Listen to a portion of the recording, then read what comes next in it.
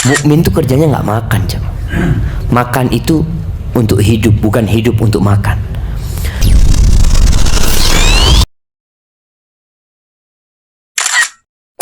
Assalamualaikum warahmatullahi wabarakatuh.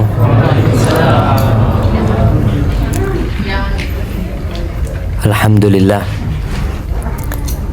alladzi hadana li hadza wa ma kunna linahtadiya laula an hadana Allah. Segala puji bagi Allah Azza wa Jal yang telah memberikan hidayahnya kepada kita, yang kalau bukan karena kebaikan Allah sama kita, tidak mungkin kita bisa merasakan indahnya agama Allah ini. Sampai hari ini tidak sedikit saudara kita yang merasa berat melaksanakan puasa, padahal sebagian orang itu menanti bulan puasa. Sebagian orang di antara kita sampai saat ini belum merasakan indahnya sholat tarawih,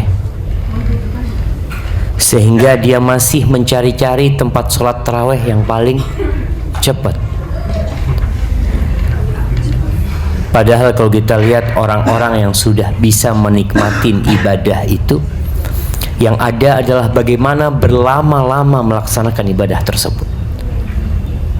Bahkan sebagian sahabat itu yang mereka rindukan dalam kehidupan dunia ini adalah dhama'ul hawajir, kehausan di siang yang panjang sekali. Itu mereka rindu. Tapi sebagian di antara kita masih menjadikan Ramadan ini beban buat hidup dia. Allahumma salli wa sallim ala sayyidina Muhammadin wa ala alihi wa ashabihi ajma'in. Ya Allah, semoga salawatmu, salammu, berkahmu dan nikmatmu senantiasa engkau curahkan untuk hamba kekasihmu, untuk baginda Nabi kita Muhammad sallallahu alaihi wasallam, untuk keluarga beliau, untuk istri-istri beliau, untuk putra-putri beliau, dan untuk seluruh sahabat Nabi. Semoga Allah meridai kita bersama mereka. Amma ba'd, ana tertarik untuk membahas tema tentang jangan kekenyangan. Kenapa? Karena terjadi sesuatu yang seharusnya tidak terjadi. Di bulan Ramadan, umat Islam semakin konsumtif. Terbukti harga makanan pokok itu semakin naik. Kemudian keragaman makanan di bulan Ramadan itu lebih banyak daripada di luar Ramadan. Ada apa sebenarnya? Bukankah Allah mewajibkan puasa itu agar kita bisa mengontrol nafsu kita, sehingga kita bisa memilih dan memilah apa yang harus kita makan dan apa yang tidak boleh kita makan. Allah ketika mensyariatkan Ramadan, sebuah ayat yang kita semua hafal insyaallah, ya ayyuhalladzina amanu kutiba alaikumusiyam kama kutiba alal ladzina min qablikum la'allakum tattaqun. Jelas tujuan disyariatkannya puasa agar kita mencapai ketakwaan kepada Allah Azza wa Jalla. Sebagian orang di antara kita mungkin sudah 20 tahun Ramadan, ada yang 30 tahun Ramadan, tapi kalau dia bercermin, kok kayaknya anak nggak berubah gitu. Kalau dalam kehidupan dunia nyata, naik pangkatnya seseorang itu nyata, kita bisa lihat. Fulan dulu AKBP dalam kepolisian, sekarang jadi kombes. Oh, berapa tahun kemudian dia naik lagi bintang 1, itu nampak. Baik, kita dalam urusan agama kelihatan enggak kenaikan takwa kita? Contohnya, ana dulu Ustaz nggak pernah sholat sunnah, nggak pernah qobliyah, nggak pernah ba'di. Alhamdulillah, setelah Ramadan tahun ini ana bisa jaga rawatib 12 rakaat. Nampak Ana dulu Ustaz, ya nggak ada hafalan Quran, nggak pernah nambah. Kebanyakan kita itu hafalan Qurannya berapa tahun yang lalu? Mungkin 30 tahun yang lalu, waktu SD, waktu SMP, mentok SMA. Setelah lulus SMA nggak pernah naik hafalan Quran, nggak ada perubahan. Tapi enjoy aja hidupnya. Ramadan lewat, datang Idul Fitri, bahkan sekarang udah lain. Banner-banner pinggir jalan yang awalnya selamat Ramadan, sekarang selamat Idul Fitri. Udah ada ngomong apaan selamat Idul Fitri? Belum selesai Ramadannya. Yang ada diskon baju untuk Idul Fitri. Ahibati fillah, Allah mensyariatkan puasa di bulan Ramadan ini agar kita bisa melatih bagaimana mengendalikan nafsu kita. Salah satu nafsu adalah nafsu makan. Bila nafsu makan ini tidak dikontrol, nafsu perut ya, itu akan mengantarkan kepada kerusakan dalam kehidupan kita. Nafsu yang lainnya, na'udzubillah, nafsu seks yang tidak terkontrol. Kemudian orang-orang jadi berzina. Di bulan Ramadan kita diajarin sama Allah Azza wa Jalla untuk mengontrol. Bagaimana seorang mukmin tidak boleh mendekati istrinya sendiri. Istrinya sendiri haram buat dia pada waktu itu. Apalagi istrinya orang. Nah, artinya ketika istrinya sendiri tidak dia sentuh, mungkinkah dia menyentuh wanita yang tidak halal buat dia? Kemudian jabatan, nafsu untuk menjabat, nafsu harta juga. Itu sebenarnya bermula dari nafsu perut, jemaah. Makan. Yang diinginkan manusia itu makan. Ketika perutnya kenyang, biasanya dia akan berpikir yang lainnya. Ketika lapar, yang dia pikir cuma makan. Bagaimana saya bisa makan? Terkadang sebagian orang bekerja jauh ke luar negeri. Kalau ditanya, kenapa kok jauh-jauh merantau? Apa yang dia katakan? Mencari sesuap nasi, sepiring nasi. Ini awalnya. Kalau sudah ini dapat dan kenyang, maka nafsu yang lain akan mulai dia pikirkan. Masya Allah. Nah, silahkan merapat jemaah. Allahu Akbar. Ana baru berapa menit udah haus jemaah. Ini juga harus mengontrol nafsu. Jemaah rahimakumullah, ketika kita lapar, kita jadi tahu diri kalau kita ini makhluk yang lemah. Kita jadi ingat sama pencipta kita. Di sini ada pelajaran tauhid, pengabdian kepada Allah Azza wa Jalla. Di surah Al-An'am ayat 14, Allah mengatakan qul. Surah Al-An'am ayat 14. Mic-nya dulu 2, sekarang tinggal 1. Ini ada ya, silakan dibaca. Masya Allah. Soalnya tadi lihat pembawa acara pegang mic ana gitu. Nah, jangan ustadznya suruh baca, ustadznya suruh baca. Nah, surah Al-An'am ayat 14. Ini bulannya Al-Quran. Yang HP-nya nggak ada Qurannya tolong dibuang. Nggak pantas hadir di bulan Ramadan HP-nya. Nah, surah Al-An'am ayat 14. Siapa yang mau baca? Masa sebanyak ini nggak ada yang mau baca?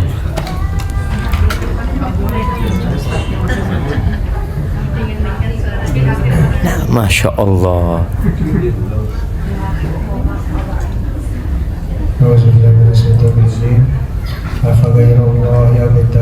Kul aghairallah fa ghairallah.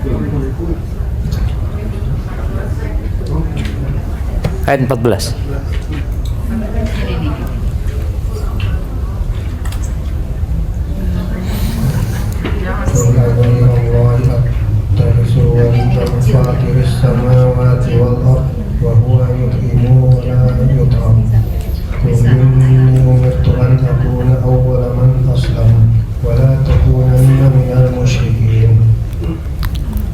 Nah, artinya katakanlah, apakah akan aku jadikan pelindung selain dari Allah yang memberikan langit dan bumi, padahal Dia memberi makan dan tidak memberi makan? Katakanlah, sesungguhnya aku diperintah supaya aku menjadi orang yang pertama kali menyerah diri kepada Allah, dan jangan sekali-kali kamu masuk golongan orang musyrik. subhanallah, Allah mengatakan wa huwa yut'im wa la yut'am. Allah tuh yang kasih makan dan Allah tidak dikasih makan. Ini pertanda kalau yang makan itu adalah makhluk, tidak pantas dituhankan. Sehingga tatkala Allah menyebutkan tentang kemanusiaan Isa, Nabiullah Isa dan ibunya, apa kata Allah? Kana ya'kulani ta'am. Itu dua orang makan. Dia perlu makan. Sehingga tidak pantas untuk dituhankan. Ini pelajaran. Tatkala kita lapar, kita tahu kalau diri kita adalah makhluk yang perlu dengan Allah Azza wa Jalla. Kembali kepada makan dan minum, jemaah. Kita perlu belajar adab makan dan minum agar puasa kita ini bisa mengantarkan kita kepada takwa. Rasulullah sallallahu alaihi wasallam dalam hadis riwayat Tirmidzi mengatakan, "Ma mala'a adamiyun wi'an syarran min batn." Tidak ada satu wadah yang lebih berbahaya yang dipenuhi oleh manusia daripada perut. Semua coba pegang perutnya. Nih jamaah, tempat yang paling buruk yang diisi sama kita tuh perut kita. Bihasab ibni Adam ukulat yuqimna sulbah. Kata Nabi SAW, cukuplah anaknya Adam ini makan beberapa suap yang menegakkan tulang punggungnya. Artinya makan nggak terlalu banyak. Fa in kana la mahalata. Kalau harus makan, kadang-kadang orang mengadu enak banget nih makanannya. Dia mau tidak mau harus makan, harus banyak dia makan. Baik, kata Nabi sallallahu alaihi wasallam, fa thuluthun li ta'amihi, sepertiga buat makanan, sepertiga buat minuman, sepertiga buat nafas. Jangan sampai antum makan sampai susah nafas. Sebagian orang makan sampai mengendurkan sabuknya. Berarti udah penuh tuh. Tapi dia masih ingin mengisi. Itu yang menyebabkan perut jadi buncit sebenarnya. Karena diisi lebih dari porsinya. Dari wadahnya, nggak cukup dia tuh jemaah. Tapi tetap dipaksa. Pada kata Rasul SAW, cukup dibagi sepertiga. Usahakan kalau makan tidak sampai bersendawa. Kalau bersendawa itu pertanda tempat nafasnya diisi makanan. Jadi akhirnya harus, ya udara itu harus keluar dulu. Maka di sini juga dilarang kita minum sambil bernafas, supaya tidak dipenuhin udara perut kita tuh jemaah. Sepertiga.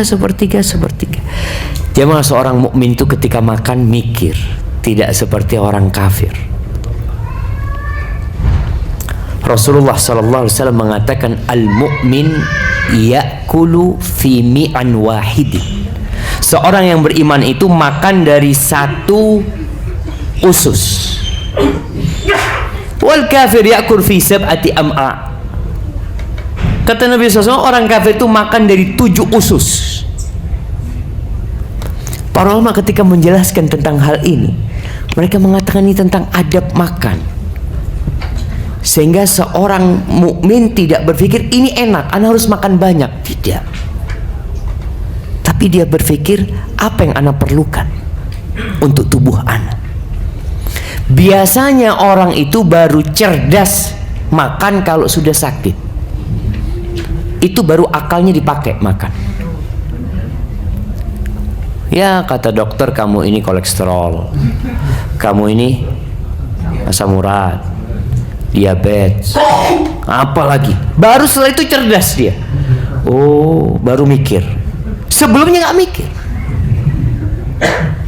Kenapa? Kadang-kala bapak-bapak, ibu-ibu lihat orang tua olahraga, heran ada orang sepuh ya, jalan kemana waktu muda dia. Biasanya yang suka olahraga anak muda, tapi sekarang kebalikannya, orang tua jadi suka olahraga.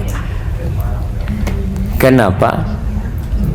Karena mulai cerdas, mulai dia berpikir. Sedangkan orang mukmin dari awal, kata Nabi SAW, dia makan tuh dari satu usus, nggak semuanya diisiin sama dia. Subhanallah, Abdullah bin Umar bin Khattab itu biasanya dia nggak pernah makan sendirian. Ini sahabat Nabi, dia selalu makan sama orang miskin. Dia pesan sama mantan budak, sama budaknya, tolong carikan orang miskin. Bahkan ketika berbuka puasa dia panggil orang miskin. Dan ini penting buat kita, jemaah. Karena wasiat Rasulullah SAW kepada Abu Dzar, salah satunya adalah bihubbil masakin wadunuwi minhum, agar aku cinta kepada orang miskin dan dekat dengan mereka. Nah, silahkan. Masya Allah. Jadi disuruh dekat dan cinta sama orang miskin. Abdullah bin Umar bin Khattab selalu kalau makan, kalau dia berbuka dan keluarganya tidak mendatangkan orang miskin, dia nggak berbuka. Sampai seperti itu. Di masa tuanya dia minta ada orang miskin yang makan sama dia. Rasul SAW mengatakan, innama tunsaruna wa turzaquna bidu'afaikum. Kalian tuh dapat rezeki, kalian tuh dibantu sama Allah karena orang-orang lemah di antara kalian. Jadi jangan berpikir kita kaya karena usaha kita, bukan. Karena ada orang-orang miskin tuh, yang Allah ingin kita berbagi dengan mereka. Maka Abdullah bin Umar selalu seperti itu. Akhirnya suatu hari datang orang miskin makan bersama Abdullah bin Umar. Dilihat makannya terlalu banyak orang miskin ini, terlalu banyak. Setelah selesai makan, dia pesan, ya Nafi' la tudkhil hadha alayya. Orang kayak gini jangan dimasukkan lagi. Enggak. Kenapa? Ibnu Umar mengatakan, sami'tun nabiyya sallallahu alaihi wasallam yaqul, aku mendengar Nabi Muhammad sallallahu alaihi wasallam bersabda, al-mu'min ya'kul min mi'an wahidin. Orang beriman itu makan dari satu usus, sedangkan orang kafir dari 7 usus. Para ulama ketika mensyarah hadis Abdullah bin Umar ini menjelaskan bahwasanya termasuk akhlak yang mulia orang itu makannya nggak banyak, secukupnya. Ya tentunya anak nggak sama beliau lah, beda. Mungkin anak cukup 5 suap, beliau 17 suap belum cukup. Artinya memang beda ususnya gitu loh, beda daya tampungnya. Nah, beda daya tampung, nggak bisa disamakan. Tapi kelihatan ada orang kurus makannya banyak umpamanya. Al-Imam An-Nawawi menjelaskan kenapa Abdullah bin Umar tidak suka dengan orang ini. Rasulullah SAW pernah berpesan sejatinya, la tusahib illa mu'minan. Jangan bersahabat kecuali dengan orang yang beriman. Wala ya'kul ta'amaka illa taqi. Dan jangan mengkonsumsi makananmu kecuali orang bertakwa. Artinya kita disuruh milih, jangan semua orang kita suruh masuk ke rumah kita ajak makan bersama kita, enggak. Kita disuruh milih siapa yang jadi sahib kita, jadi teman kita. Kemudian orang ini ketika makan, ya tidak tahu diri ya akhirnya seperti orang kafir. Sedangkan kita diperintahkan untuk menghindari orang-orang yang punya sifat-sifat buruk. Jamaah, Rasul sallallahu alaihi wasallam mengatakan ta'amul wahid litsnain. Makanan orang satu itu sebenarnya cukup buat 2 orang. Wa ta'amul itsnain yakfi 4. Kata Nabi SAW, makanan 2 orang itu cukup untuk 4 orang. Wa ta'amul 4 yakfi 8. Makanan 4 orang sejatinya itu cukup buat 8 orang. Makanya sering sampaikan kalau acara buka bersama itu nggak ada istilah kurang, nggak ada istilah kurang. Apalagi kalau kotakan, nasi kotakan kan semua orang merasa ini bagianku sendiri-sendiri gitu. Ketika sebagian orang nggak dapat, oh bukan rezeki antum, tergantung amalannya kayak gitu. Kadang kan seperti itu. Itu seharusnya nggak ada dalam kamu seorang yang beriman, itu nggak ada istilah seperti itu. Karena Nabi SAW sudah memberikan arahan kepada kita, makanan satu orang cukup untuk dua, dua cukup buat empat, empat cukup buat 8. Hanya saja memang kalau sudah satu kotak, orang itu diajak makan jadi nggak nyaman. Tapi kalau makannya bareng-bareng, sini, mau dia datang. Tapi kalau sudah kotak, merasa ya punya dia gitu loh. Kadang kala makannya nggak enak, ayamnya cuma satu, apa gitu kan. Tapi seorang mukmin saudara aja, ini yang harus kita hadirkan. Sehingga kalau bicara makanan satu orang cukup untuk 2 orang, seharusnya antum makan separuh aja. Itu sudah cukup. Cukup, insya Allah punggung antum tegak. Ya separuhnya antum. Ada orang yang kadang-kala 2 piring, antum saya 1 piring cukup. Kalau mau dicukupkan. Subhanallah jamaah. Di surat Muhammad ayat 12. Coba dibaca. Sallallahu ala nabiyina wasallam. Nah, surat Muhammad ayat 12.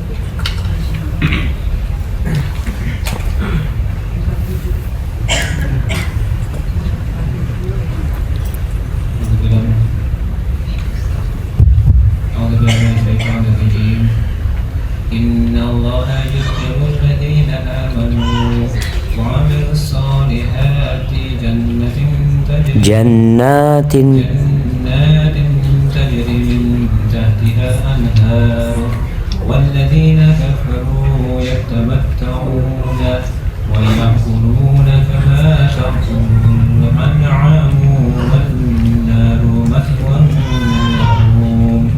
lahum. Nah, sesungguhnya Allah memasukkan orang-orang mukmin dan beramal soleh ke dalam jannah yang mengalir di bawahnya sungai-sungai. Dan orang-orang kafir bersenang-senang di dunia dan mereka makan seperti makannya binatang. Dan jahanam adalah tempat tinggal mereka. Masya Allah, hati-hati jemaah. Ada mukmin yang kerjanya kuliner. Makan lagi, kasih tahu sana enak banget, berangkat. Besok kasih tahu lagi yang sana lebih enak, berangkat lagi. Subhanallah jangan. Mukmin itu kerjanya nggak makan jangan. Makan itu untuk hidup, bukan hidup untuk makan. Dan wallahu a'lam ya, ana nggak tahu. Sebagian orang itu bisa menempuh perjalanan jauh dari Jakarta ke Bandung cuma untuk makan. Ada nggak kayak gitu jemaah? Ada jemaah. Jauh cuma ya Allah. Pengajian jauh dikit, aduh. Anak asal streaming aja.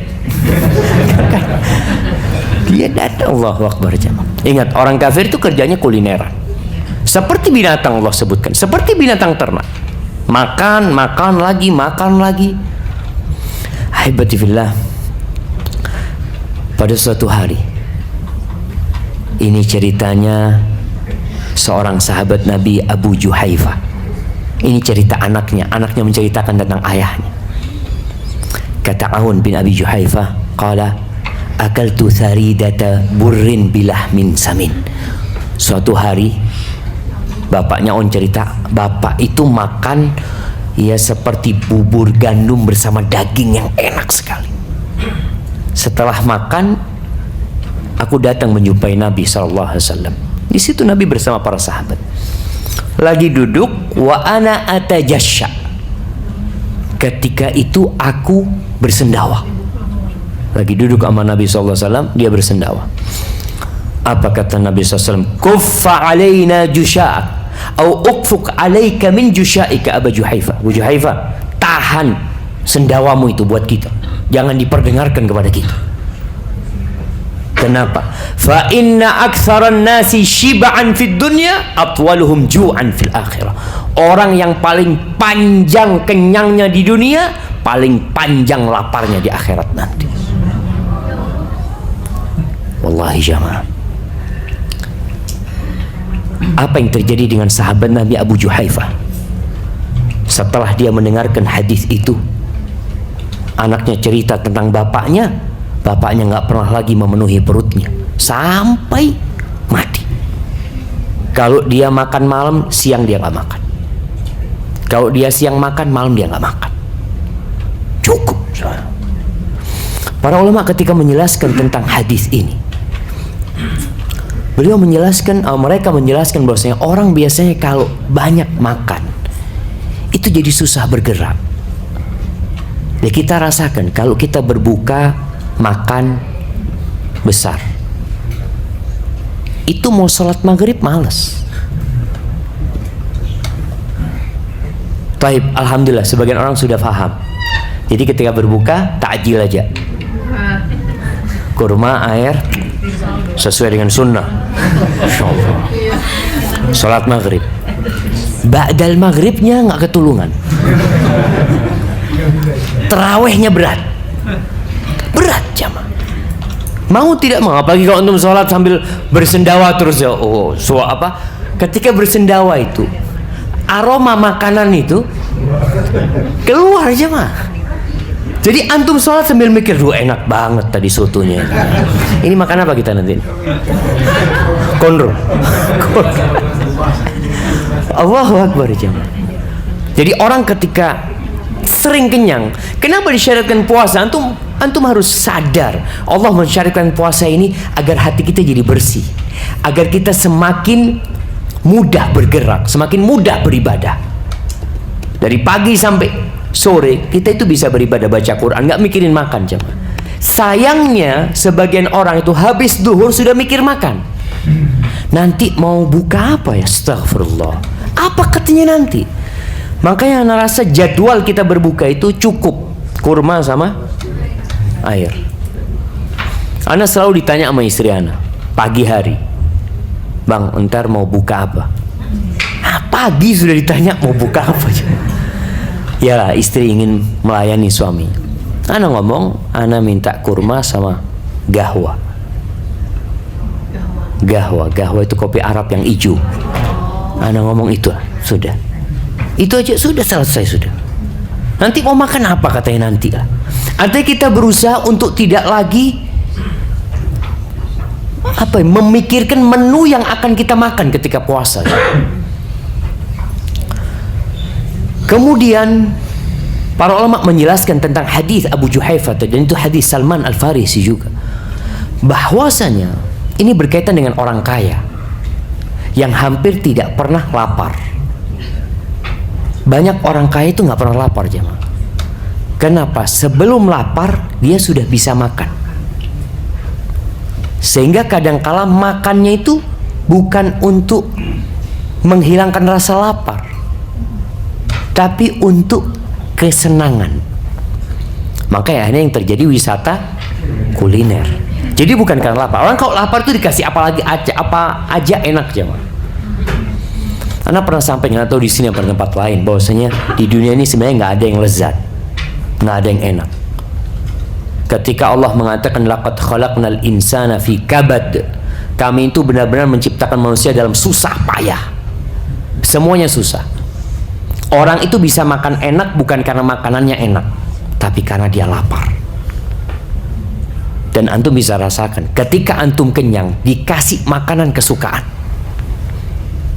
kita makan, aduh anak udah kenyang. Berarti menyebabkan dia enak itu karena dia lapar. Dan biasanya kalau kita bicara makan, manusia itu mengalami beberapa fase ketika dia menyantap makanan. Fase pertama karena lapar, jadi enak sekali ya. Setelah itu mulai dia agak kenyang, dia makan, kelezatan sudah berkurang. Terakhir terpaksa makan. Karena apa? Takut mubadzir.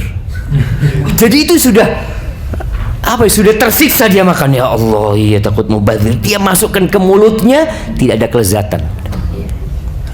Karena terpaksa. Makanya nggak ada kelezatan. Sejatinya yang membuat lezat itu karena lapar. Yang membuat tidur itu enak bukan karena tidur itu enak,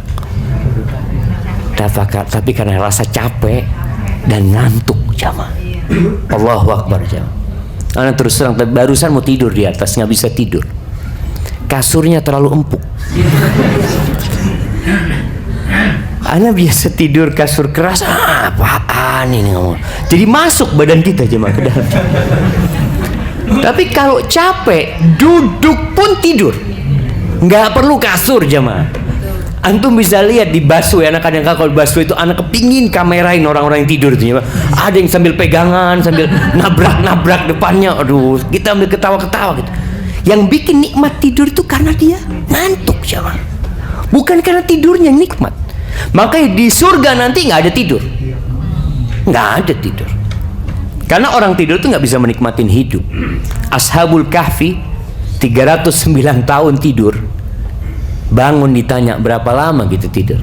Mungkin setengah hari atau 1 hari. 309 tahun. Makanya kadang-kala ya ana lihat teman-teman yang tidur lama, dia tidur, ana bangunin. Masya Allah, cuma 5 menit ana tidur, 5 menit. Lihat jamnya itu ana ngomong. Allahu Akbar. Di sini berkaitan dengan orang-orang kaya yang mereka yang tidak pernah lapar. Kelak nanti pada hari kiamat hisab mereka panjang. Orang-orang miskin sudah masuk surga 500 tahun sebelum orang kaya. Orang kaya masih dihisab. Maka di sini akhirnya timbul pertanyaan, lebih baik kaya atau miskin? Lebih baik kaya bersyukur atau miskin bersabar? Jadilah orang kaya yang masuk surga tanpa hisab, tanpa azab. Baru enak. Kalau enggak tetap orang-orang miskin sudah dipersilahkan oleh Allah, kulu washrabu hani'an bima kuntum ta'malun. Kalian silakan makan minum dengan apa yang kalian kerjakan dulu di dunia. Itu orang kaya masih dihisap 500 tahun jemaah. Allahu Akbar jemaah. Maka orang-orang yang ingin jadi orang kaya silahkan, tapi dengan catatan masuklah surga tanpa hisap, tanpa azab. Yang bikin lama itu hisapnya. Orang miskin apa yang mau dihisap? Ditanya, kamu dapat duit dari mana? Nggak ada. Dimakan habis, nggak ada yang disimpan. Itu miskin yang bersabar. Bagaimana kehidupan Rasulullah Sallallahu Alaihi Wasallam? Beliau adalah orang yang mulia. Nabi Alaihissalam pernah miskin dan pernah kaya. Tapi ternyata, silakan maju ke depan jemaah.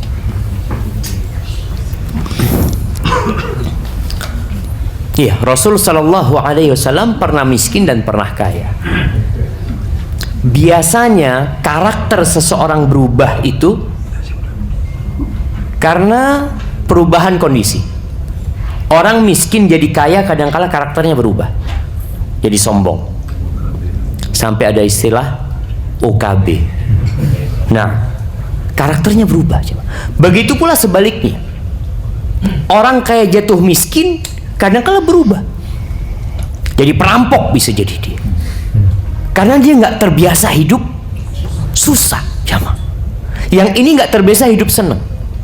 Sehingga Rasulullah SAW dalam doanya mengatakan, Allahumma inni as'alukal qasda fil faqri wal ghina.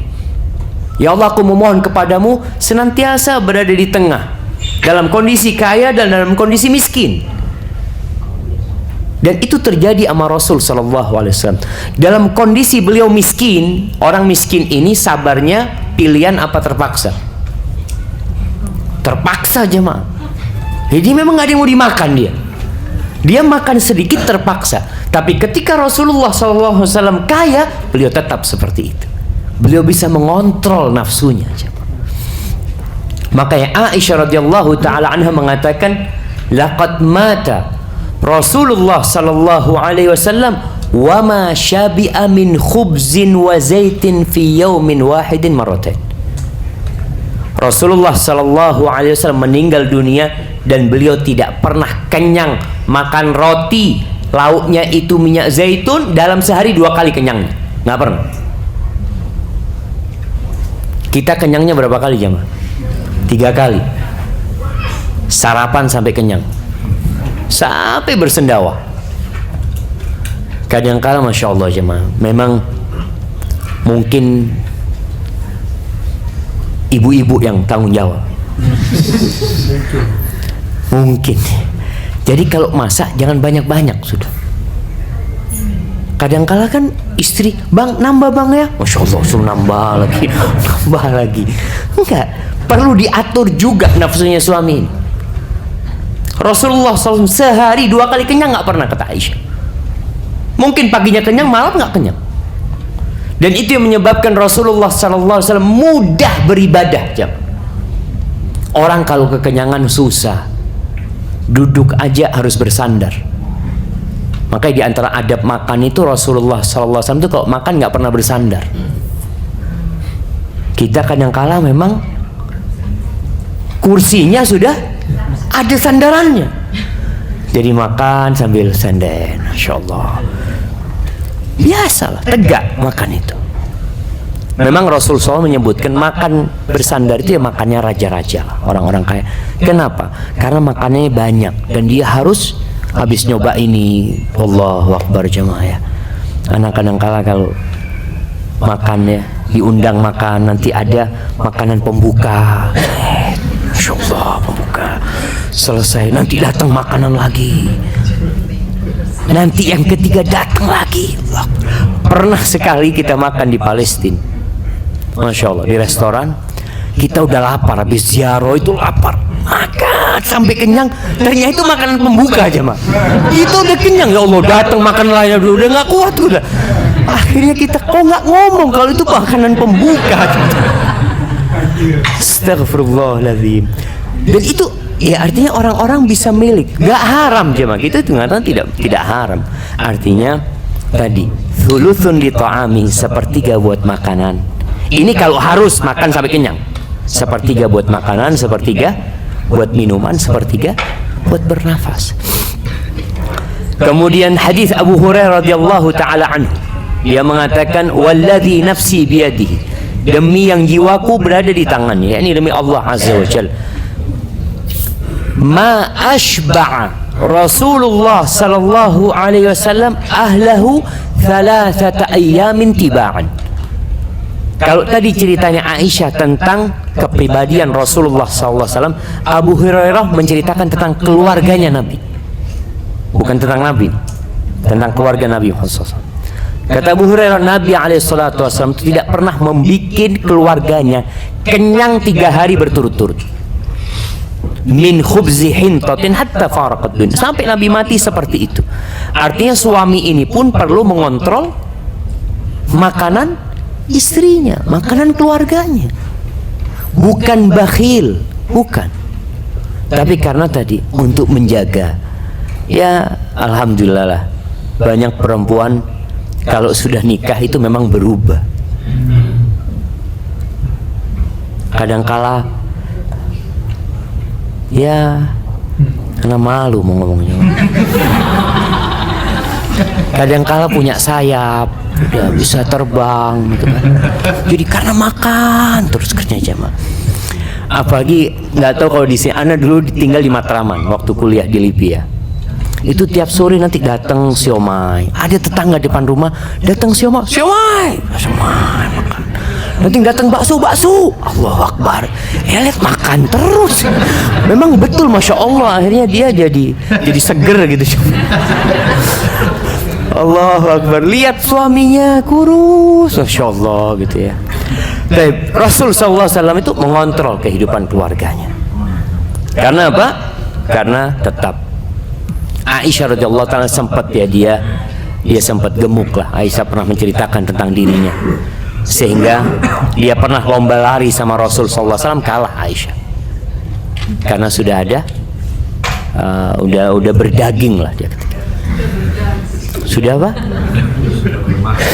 Tapi akhirnya Aisyah radhiyallahu taala anha, subhanallah, dia kerjanya puasa terus untuk menjaga syahwat dia sebagai istri Nabi yang ditinggal oleh suaminya sallallahu ala nabiyina wasallam. Karena istri Nabi nggak boleh nikah lagi. Aisyah itu pada umur 17 tahun kira-kira atau 18 tahun ditinggal mati sama Rasul SAW. Bagaimana cobaan berat dia. Tadi kita bicarakan, ketika mengontrol makan, maka nafsu kita bisa dikontrol. Kenapa Rasul SAW menyuruh seorang pemuda yang tidak mampu menikah untuk berpuasa? Karena dengan berpuasa tadi nafsunya paling tidak akan turun jamaah. Kalau puasanya sesuai dengan sunnah. Kalau enggak ya tetap aja. Karena sebagian orang itu sebenarnya nggak puasa. Dia hanya memindah makan siang ke waktu malam, makan pagi ke waktu sahur. Habis isya makan malam dia jemaah. Jadi tetap jam makannya itu tidak berubah sebenarnya. Terus dia makan. Maka tolong usahakan kita sesuai dengan sunnah Nabi Muhammad SAW. Jabir bin Abdullah sahabat Nabi bercerita, suatu hari aku berjalan berjumpa dengan Umar bin Khattab radhiyallahu anhu.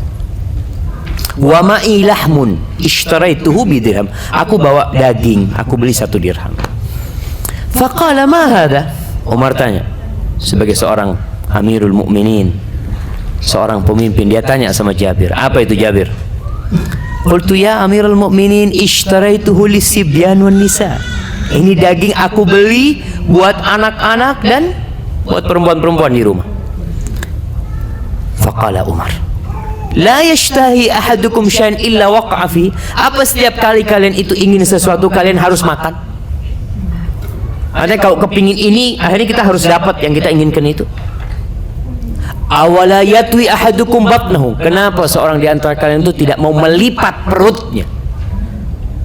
Li jarihi wa ibni ammi.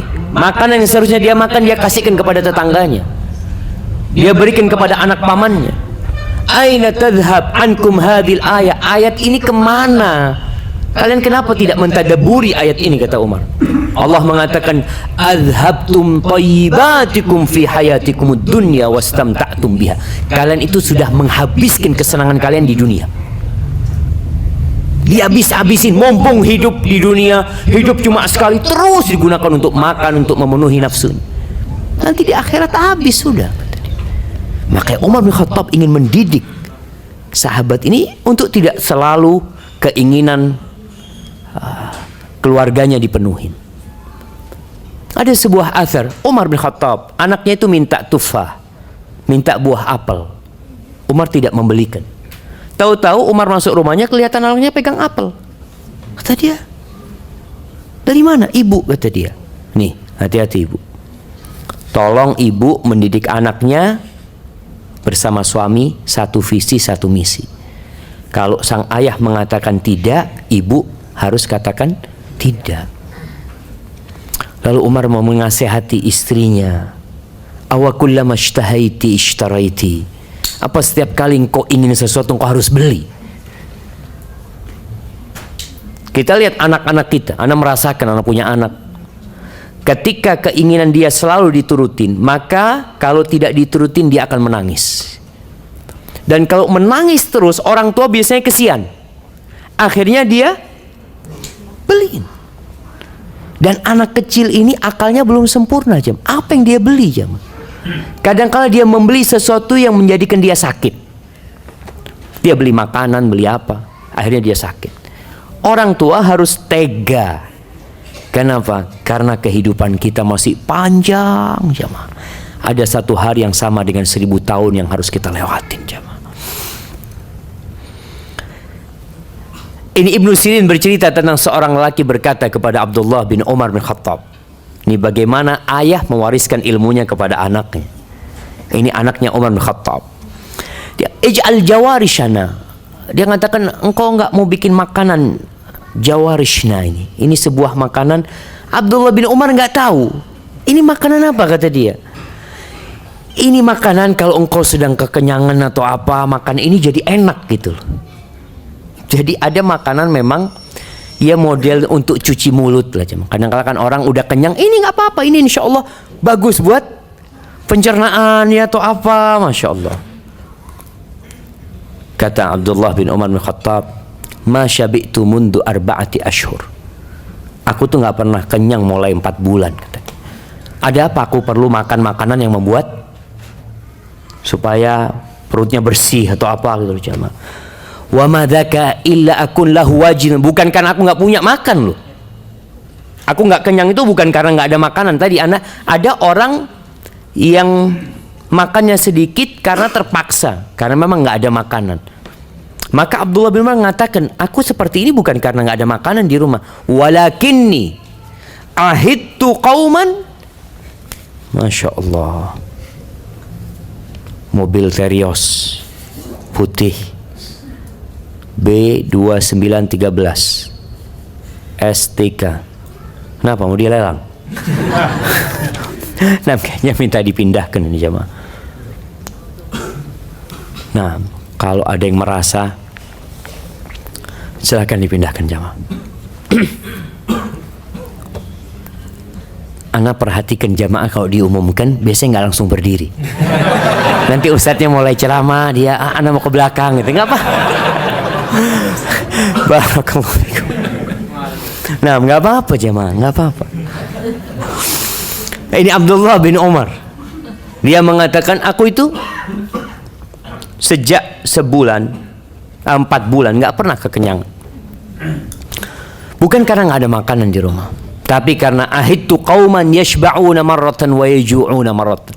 Aku tuh pernah hidup dengan satu kaum yang mereka itu kadang kala sekali kenyang nanti lapar, nanti kenyang nanti lapar lagi.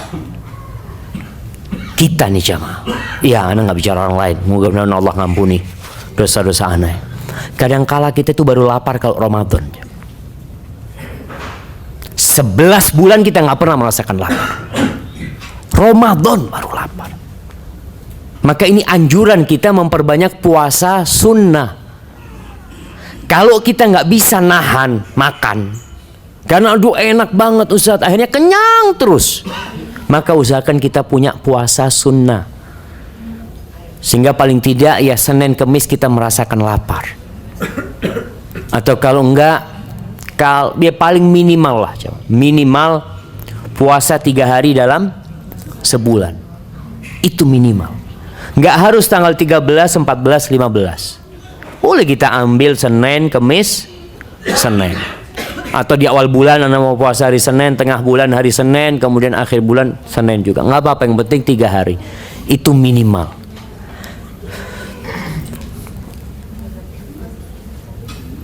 Allahu Akbar. Sampai kalau Anda lihat ada ucapan-ucapan sebagian salaf itu ketika menyamakan orang yang makan semua yang dia inginkan.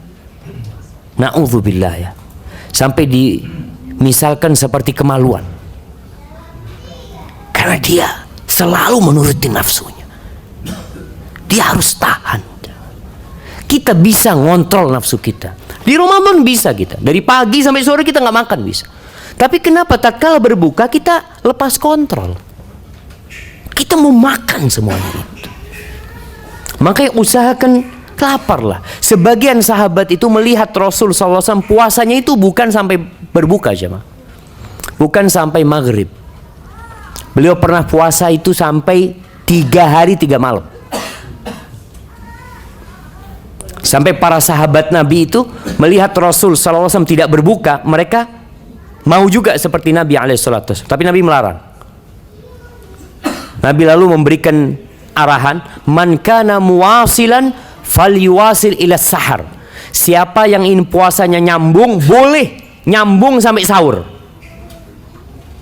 Supaya antum tahu, memang disunnahkan kita itu mensegerakan berbuka.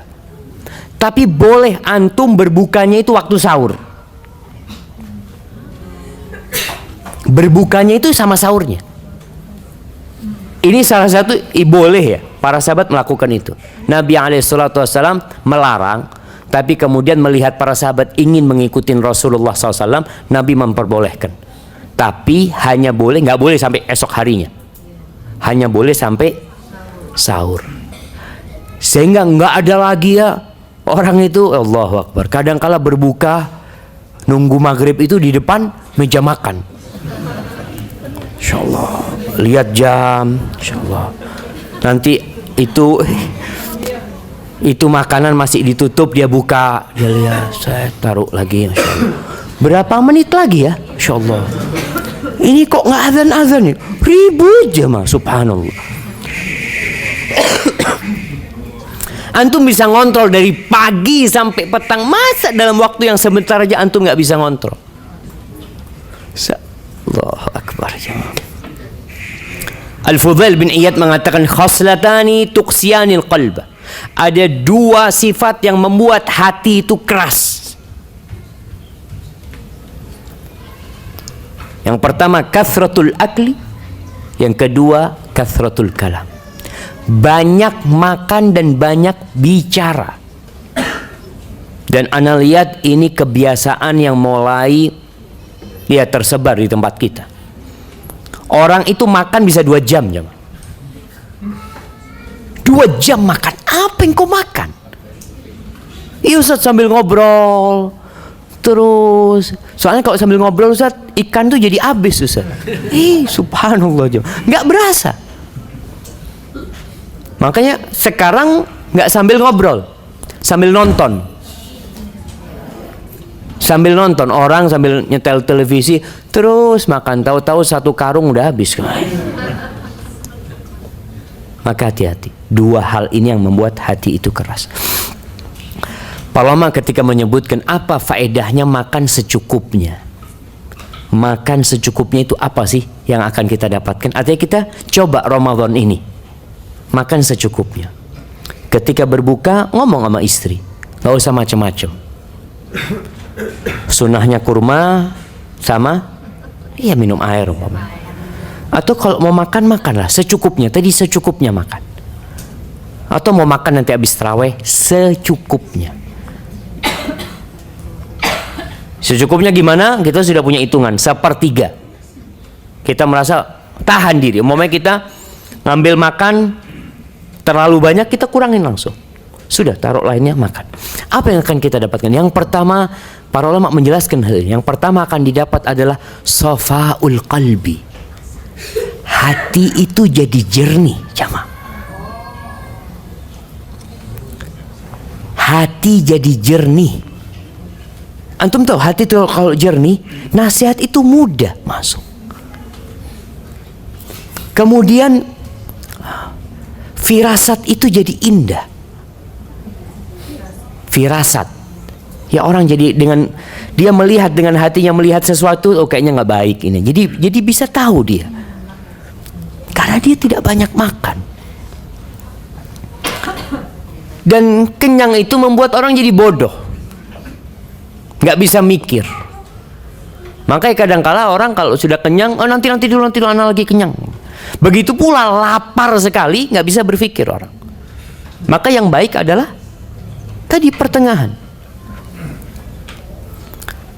Ada sebuah ucapan hikmah yang mengatakan man aja'a batnahu azumat hikmah fikratuhu wa fatuna qalbuh.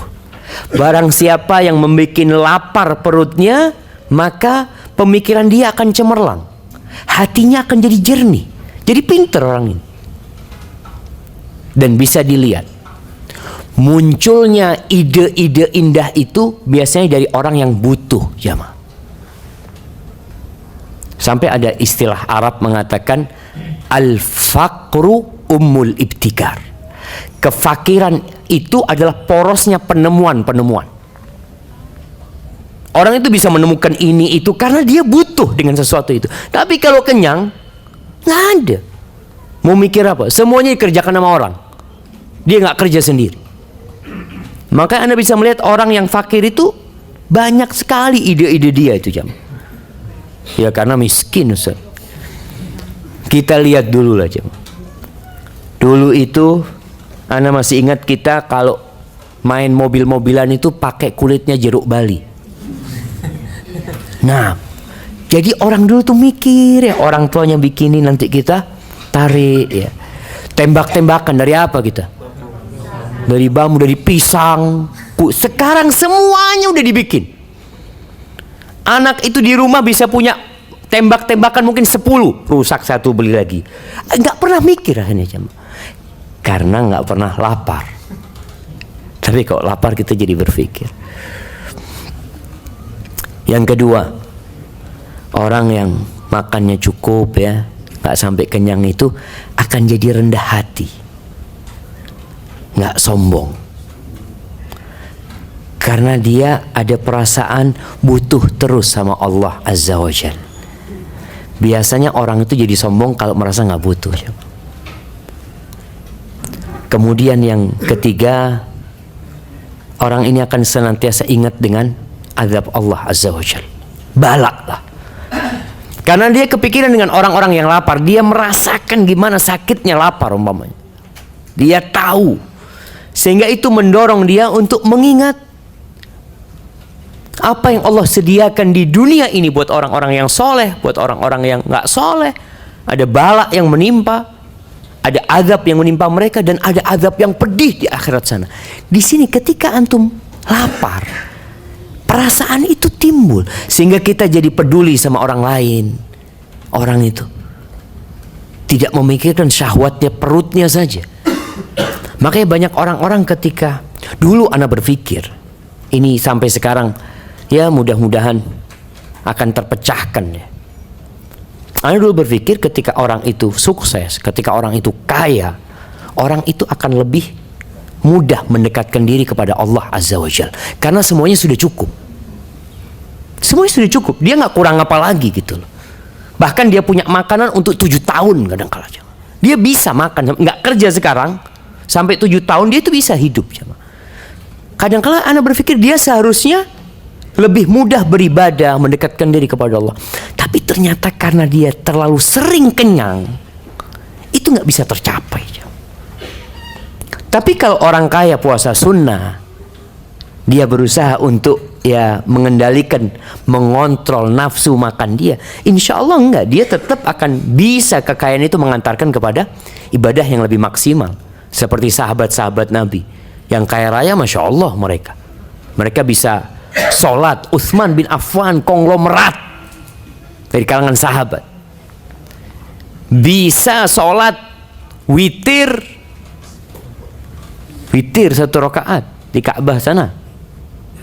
Habis isya masuk, baru ruku itu ketika minal jinnati wan nas 30 juz jamaah 1 rakaat. Allahu Akbar jamaah. Ini sebagian kita itu ya yang olahragawan. Mana yang olahragawan? Kadang-kala lari berapa jam lari. Sampai kemarin ana isi kajian di satu tempat yang namanya apa, Iron Man. Kata dia, ana tanya, Mas, antum ini naik sepeda berapa jauh? Naik sepeda Ustaz 100 berapa? 80 Ustaz. Setelah itu lari 42 kilo Ustaz. Setelah berenang 4 kilo Ustaz. Antum kuat ya? Sholat berapa jam kuatnya? Oh, kalau sholat ini Allahu Akbar jamaah. Ini ana tanya, antum dapat apa setelah ya dapat medali, dapat apa? Ya tidak dapat apa-apa sebenarnya ya. Maka tolonglah jamaah, ketika Allah berikan kepada antum suatu kelebihan, ya diimbangilah. Diimbangi tadi dengan beribadah kepada Allah Azza wa Jalla. Dan salah satu faedah terbesar kita itu lapar ya, tidak kenyang, tidak terlalu kenyang makannya itu, syahwat maksiat itu akan berkurang. Syahwat untuk melakukan kemaksiatan lah. Karena kita jadi hatinya lembut, jernih. Kita kebayang dengan orang-orang yang tidak makan, kita peduli sama orang lain, sehingga untuk berbuat maksiat itu akan berkurang. Jamaah rahimakumullah, yang kelima, yang keempat. Oke, yang keempat. Yang kelima. Nanti dicari itu gara-gara kelaparan juga sampai.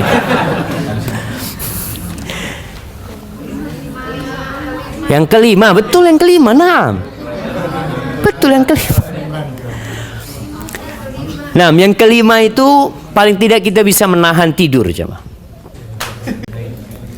Menahan tidur. Orang itu kalau kekenyangan jemaah, Allahu Akbar.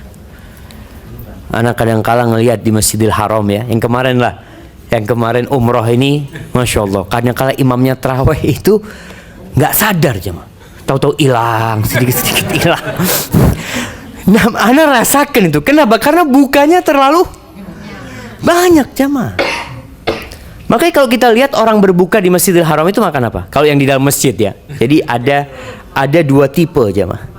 tipe pejuang itu di halaman masjid. Itu yang ada nasi, ada apa, itu pejuang di sana cuma. Tapi tipe penakut di dalam, makan kurma sama roti sedikit. Tapi biasanya ketika sholat kita jadi nggak ngantuk karena masih belum kenyang. Tapi kalau udah kenyang, harapan kita ya sudah. Sekali-kali sampai ada orang yang maaf ya, sujud itu nggak bangun ya. Jadi Masya Allah, karena kekenyangan. Antum bisa ngelihat, apalagi kalau qiyamul lail ya, qiyamul lail di Masjid Nabawi, Masjidil Haram itu, anak pernah melihat ya, lagi ruku itu bahasa Jawanya itu nyosop jemaah, nyeruduk yang di depannya jemaah. Perut Allahu Akbar. Ya karena tidur jemaah, tidur. Astagfirullah. Maka itu salah satu manfaat tidak terlalu kenyang. Dan yang terakhir, sehat badan. Kita lihatlah jemaah, orang-orang yang makannya teratur, terkontrol, Masya Allah, dia jauh dari penyakit. Olahraga ya, karena memang kita tahu tempat penyakit itu perut kita. Jamaah rahimakumullah, ana rasa ini sudah jam 5. Kita masuk ke sesi tanya jawab supaya kita bisa lebih memahami tentang bagaimana sunnah Rasul sallallahu alaihi wasallam dalam berpuasa. Ibnu Qayyim ya ketika menjelaskan cara makan Nabi Muhammad SAW itu, Nabi tidak pernah menolak yang disuguhkan kepada beliau, kecuali kalau beliau memang nggak suka. Seperti apa? Dob itu biawak padang pasir, Nabi nggak suka, Nabi nggak ada, beliau nolak. Tapi kalau beliau disuguhkan yang beliau suka, beliau makan, dan beliau tidak mencari yang tidak ada. Dan ini buat para suami. Barakallahu fikum.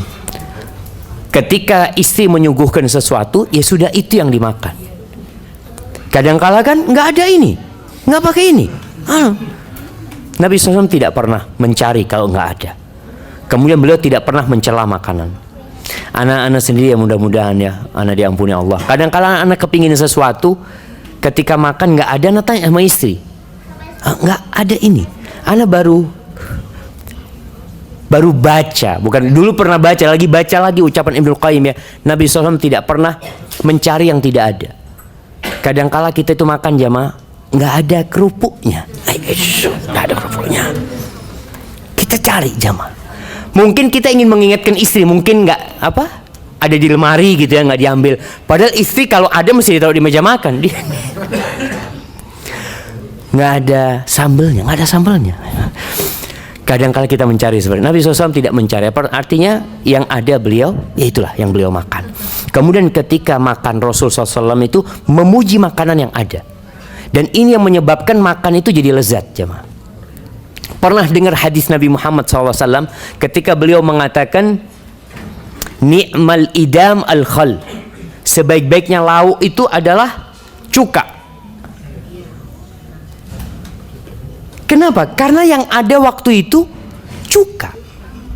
Sehingga bagaimana menjadikan pemikiran kita itu ya di cuka ini enak ini loh. Karena nggak ada lainnya. Tapi kalau wah ini kalau tambah ini lebih enak ini, itu makannya nggak enak akhirnya jemaah. Tapi ketika yang disuguhkan itu kita nikmatin, maka usahakan ketika makan tidak memikirkan makanan yang lainnya. Sedang makan ikan, ya Allah, antum tahu itu ada ikan bakar di warung sana, enak sekali. Yang ada jadi nggak enak jemaah. Tapi yang enak itu adalah yang ada di depan kita. Itu Rasulullah SAW mengajarkan kepada kita untuk menikmati apa yang disuguhkan kepada kita dan tidak mencari yang tidak ada. Baik, hadza wallahu a'lam bishawab. Masyaallah.